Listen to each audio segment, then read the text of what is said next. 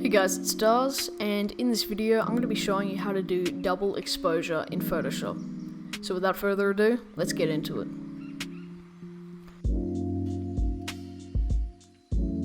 So the first thing you want to do is download two image files, one of a landscape and one of a portrait. Now once you've done that, you want to right click on the portrait, go down to Open With and choose Adobe Photoshop. Once that's opened up, you want to choose the Quick Selection tool on the left here. It's going to default to the Object Selection tool, so to change that, hold down the left click on the bottom right here, and you can choose the Quick Selection tool. Now you want to select the person, just the person, you don't want to get any background in. Make sure you don't miss those little crucial spots.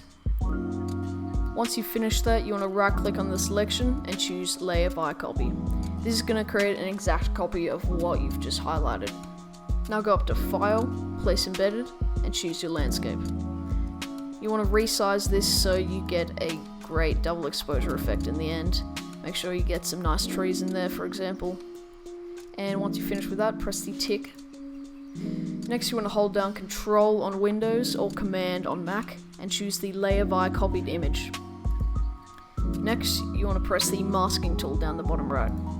It's going to create this really nice double exposure effect, but we're not finished yet. You want to select this layer, go up to Opacity, and change it to around 60% so you can actually get that nice effect in. You can see both the actual model and then the image behind.